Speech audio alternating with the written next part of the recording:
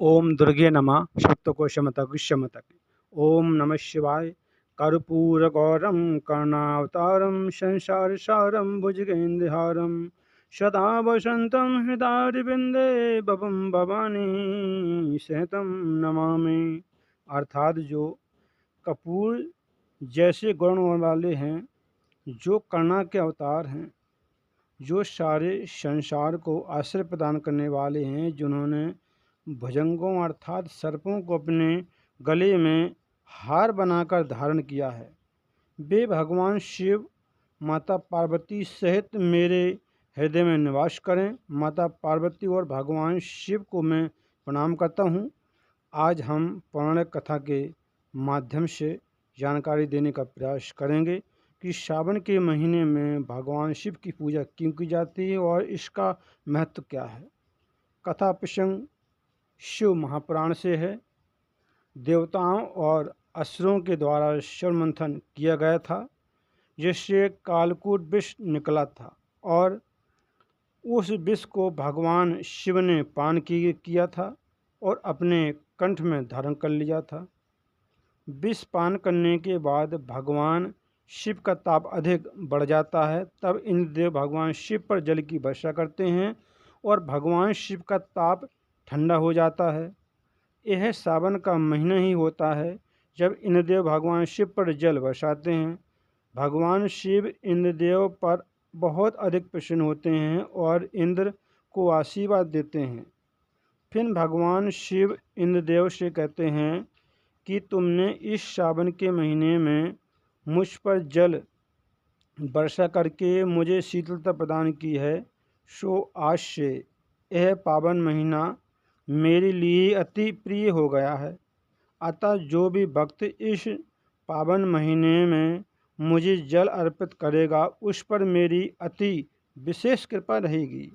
सो तभी से सावन के महीने में भगवान शिव की विशेष पूजा की जाती है। वैसे तो जेठ और आषाढ़ के महीने में भयंकर तपस्या के कारण पृथ्वी का ताप अधिक बढ़ जाता है और सभी प्रकार के जीव जंतु गर्मी बढ़ने के कारण परेशान हो जाते हैं और फिर सावन के महीने में इंद्रदेव वर्षा करते हैं, जिससे कि पृथ्वी पर रहने वाले सभी प्रकार के प्राणी और जीव जंतुओं को बहुत अधिक शांति मिलती है और वे प्रसन्न हो जाते हैं और इंद्र की जय जयकार करते हैं।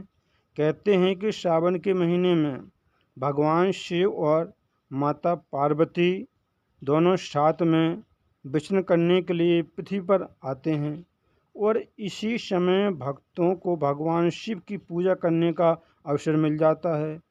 इस संदर्भ में दूसरा कथा प्रसंग महाशिव पुराण से ही है कि जब माता सती के पिता दक्ष प्रजापति ने अपनी राजधानी कनखल में एक विशाल विराट यज्ञ का आयोजन किया था, लेकिन दक्ष ने अपने जमाता शिव और पुत्री सती को यज्ञ में शामिल होने के लिए निमंत्रण नहीं दिया था। लेकिन फिर भी माता सती भगवान शिव से अपने पिता दक्ष के यज्ञ में शामिल होने के लिए जिद करती हैं और भगवान शिव काफ़ी समझाते हैं, लेकिन सती नहीं मानती हैं और अपने पिता के उस यज्ञ में बिना बुलाए ही चली जाती हैं। जब सती यज्ञ स्थल पर पहुंचती हैं तो दक्ष प्रजापति ने भगवान शिव की घोर निंदा की और अपमान भरे अपशब्द कहे। इसलिए सती बहुत दुखी हो जाती हैं, बहुत रुष्ट हो जाती हैं और माता सती ने हर जन्म में भगवान शिव को अपने पति रूप में पाने की इच्छा रखते हुए अपने आप को यज्ञ कुंड में समर्पित कर देती हैं और अपने प्राण त्याग देती हैं। उसी यज्ञ में जलते यज्ञ में अपने प्राण त्याग देती हैं। इसके बाद भगवान शिव को पता चलता है कि सती ने यज्ञ में अपने प्राण त्याग दिए, तो भगवान शिव वीरभद्र को भेजते हैं और वीरभद्र उस यज्ञ को तहस नहस करते हैं और दक्ष का सिर धड़ से अलग कर देते हैं। इसके बाद फिर कुछ समय बाद पर्वतराज हिमालय और रानी मैना के घर में माता सती का दूसरा जन्म पार्वती के रूप में होता है। पार्वती भगवान शिव की परम भक्त थीं और जब पार्वती युवा हुई तो पार्वती ने भगवान शिव को अपने पति के रूप में पाने के लिए जंगल में चली गई, घोर तपस्या की। कई वर्षों तक तपस्या करने के बाद सावन के महीने में भगवान शिव पार्वती पर प्रसन्न होते हैं और पार्वती को शिव दर्शन देते हैं।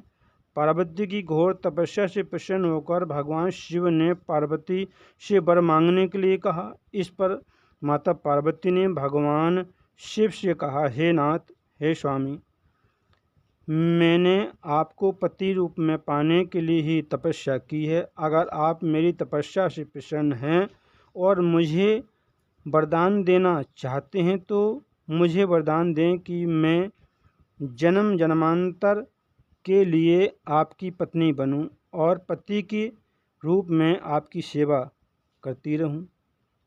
इस पर भगवान शिव पार्वती के वर मांगने पर बहुत अधिक प्रसन्न होते हैं और पार्वती को मनवांछित वरदान देते हुए पार्वती को अपनी पत्नी के रूप में स्वीकार करते हैं।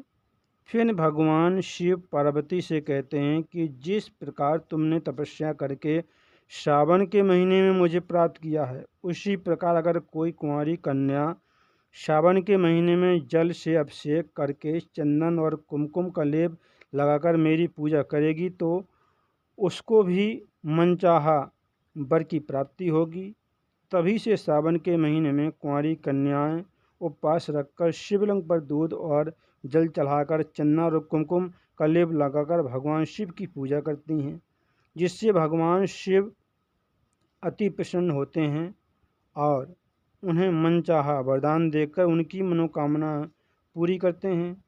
विवाहित स्त्रियां और पुरुष अपने दाम्पत्य जीवन को सुखमय बनाने के लिए और संतान प्राप्ति के लिए घर में आने वाले कष्ट, रोग इत्यादि को दूर करने के लिए, व्यापार व नौकरी में आने वाली बाधाओं को दूर करने के लिए और विद्यार्थी अपनी अच्छी शिक्षा प्राप्ति के लिए सावन के महीने में उपवास रखकर भगवान शिव को जल अर्पित करके पूजा अर्चना करते हैं, जिससे कि भगवान शिव और माता पार्वती बहुत प्रसन्न होते हैं और अपने भक्तों की मनोकामना पूर्ण करके उनके जीवन को सुखमय बनाते हैं। कथा प्रसंग शिव महापुराण से था कि सावन के महीने में भगवान शिव की पूजा क्यों की जाती है। कथा प्रसंग बहुत अद्भुत सुंदर था। कथाओं को सुनते रहें। कथा सुनने से मनुष्य को पुण्य की प्राप्ति होती है, साथ में ज्ञान की भी प्राप्ति होती है। इसलिए कथाओं को सुनते रहें, काम करते रहें, मैया का नाम जपते रहें। फिर मिलेंगे अगली बार एक खास वीडियो के साथ। तब तक आप सब देखते रहें, चैनल कथा को सुनते रहें, काम करते रहें, मैया का नाम जपते रहें। शक्तों को क्षमता की क्षमता की।